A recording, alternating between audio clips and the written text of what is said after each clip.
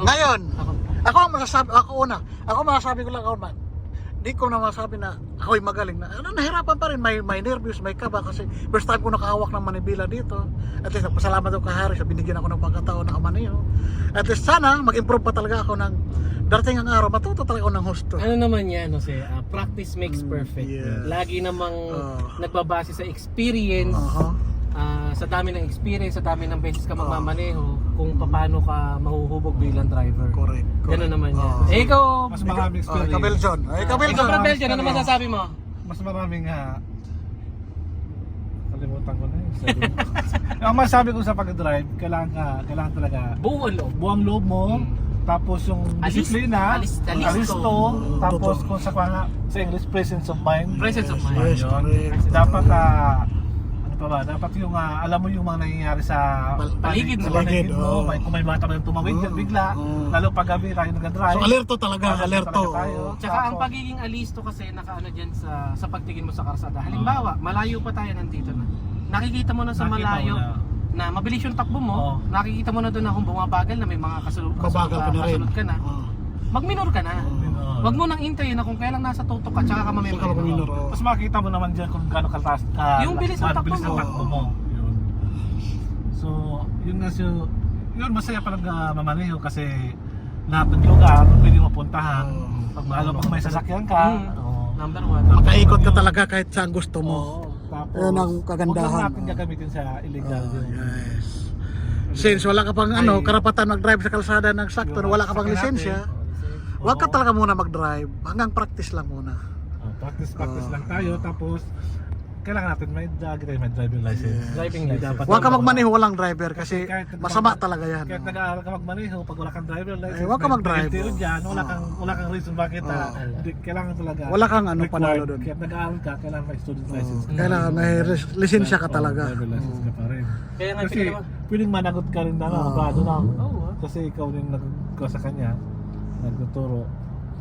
Kaya nga ipaniliwanag natin kanina dun sa mga subscribers, sa mga manonood natin na huwag silang mag-alala kasi baka mamaya may masabi yung iba, o bakit pinagmaneho nyo yan? Bata Wala pa. naman." Ang sinasabi po natin, binibigyan lang po natin sila ng pagkakataon na magkaroon ng idea kung ano ba yung pakiramdam ng magmamaneho. Kasi po, sabi ko nga sa inyo, pag po kumuha sila ng driver's license sa LTO, may proper seminar, may exam, may practical driving lesson din sila. So ang advantage lang po, ang magiging tulong lang ng ginawa natin is hindi sila mangangapa na totally zero yung kanilang knowledge or yung ID, wala silang ka-idea kung paano po ba ang ginagawa pag ano ba yung mga dapat gawin pag nagmamaneho. Yes, totoo talaga yun. Hindi po tayo yung para sumuway sa batas, Correct. na pagmanehoin sila ng walang lisensya. Ginawa po natin to dito sa bypass kasi medyo ligtas po. Walang masyadong sasakyan na dumadaan. Tapos, huwag nyo gayahin to yung ginagawa Opo, namin. huwag nyo pong gayahin. Baka gayahin nyo din. Opo. Yung bata po, especially si Bibian, si Bibian. May Pina-experience lang natin. Tapos may Naka-guide lagi. Professional na May professional naman driver. Naka-guide. Nasa ligtas. kung makikita ko po na hindi maayos or medyo hindi maganda yung pagmamaneho, may handbrake po. Sisiguraduhin kung hindi po kami mapapahamak. Correct. Kaya lang po namin hinayaan si Bibian. Sabi ko nga is, balang araw, ang mangyayari po is matututo siya. Dito na po sila eh. Nandito na yan. Darating po ang araw na siya na po ang magmamaneho sa pamilya niya. Correct. Gusto ko lang para sa iyo dahil nung una ako nag-drive, ang ginawa ko dahil medyo nervous pa ako noon, kagaya ni Jose, naginom kami ni Brad ng Red Horse. Which is hindi tama. Which is hindi tama talaga Hindi yun. tama. Para lumakas yung loob mo. Bilisan na lang Red Horse talaga. Dalang inom kami dalawa.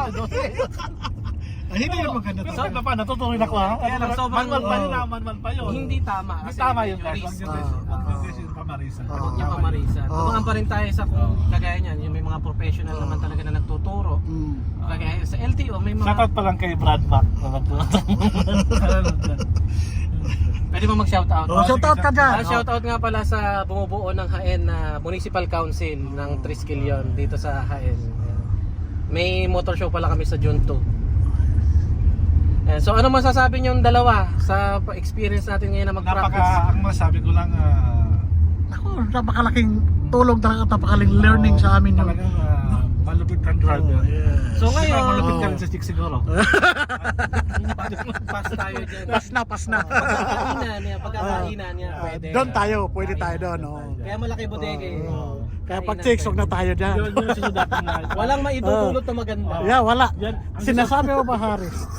Umaganong bagay, wala. Walang Kaya, maidudulot na oh, maganda. correct. Oh, tama. Ang Oh. sunod natin yun na kainan na. Kaya na. Ngayon kakain Ayun. tayo. Ayun. Break muna tayo. Break muna tayo. And then, ang ano natin ngayon, since na may day 1 tayo ng practice training, ano yan eh, parang kuwan lang yan. Bukas, kung may pagkakataon tayo mag-practice uli, 2 pasada, 2 balikan naman. Yung sige. ginawa kasi natin is balikan lang. 2 balikan kayo ng ganun kalayo. And then, yung parking, doon tayo magpo-focus. Sige. parking. Parking talaga, yun Parking, talaga gusto parking. matutunan din. Hindi, ang reason kung bakit kailangan pasadahan nyo yung natutunan nyo ngayon is para magamay nyo siya lalo. Hindi nyo siya makalimutan. Kasi kung parking lang kabod ang ituturo ko sa inyo, mawawala ng sense yung itinuro ko sa inyo Sa ng pagkuha normal niyo. driving. Diba?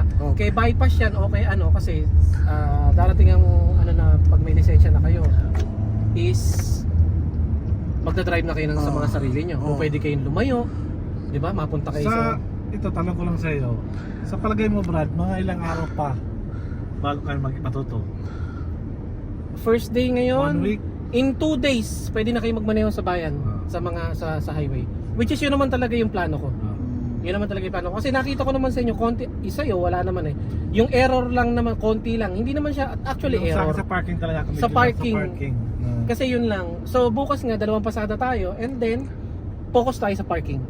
Hanggang hindi nyo na perfect. And then bibigyan ko kayo ng iba't ibang senaryo ng pagpapark. Hindi yung kagaya ng open area na may katabing sasakyan lang. Ituturuan ko kayo mag-park doon sa may mga gate. May makipot na yung may gate. gate. Yung may maluwang na gate and then may makipot na Makipot gate. na gate. Oh. Kasi Yung gate ba dun sa apartment? Kasi ba yung sasakyan to? oh, kasya siya. Ba't hindi na ipasok? Doon sa loob? Ewan ko sa kanya. Hindi naman akin to eh. Kanya to eh. Yung kotse muna, pasok doon na kayo. Oo. Pinapasok ko yung kotse ko doon eh. So yun nga. Maluwang yun. Maluwang nga eh. Maluwang. Kahit ilang sasakyan pa doon, kasya eh. Parang maluwang naman ito. Yun ang ganda rin pag-aaralan kasi malito yung space niya. Yung makikipot. Hindi. Makikipot siya Bukas, magpa-park kayo doon sa may bakanteng lote, yung maluwang na gate. sa bahay, sa lupa Sa bahay. niya. And then, ang mahirap na task nyo, pagka okay na yung parking nyo, pag na-perfect nyo na, is ipapasok nyo itong sasakyan sa bahay ni Amigo Roel. Yung kipot na yun, nakita mo. Kasi doon nyo ma-i-apply yung diskarte na ituturo ko sa inyo kung paano mag-park ng reverse ng madali. Kasi tama yung sinabi ko sa inyo kanina, di ba? Kung papark ka nun, a-adjust kang konti. Hindi ka po pwedeng ayang ka, diretso ka, liliko ka ng sagad. Hindi mo makukuha. Dadaya ka. Ganun din sa reverse. Pag reverse parking, diretso ka muna, tsaka ka atras. Correct. Tapos isagad mo. Sagad. Puro ganun lang. Pag hindi nakuha, abante. Atras.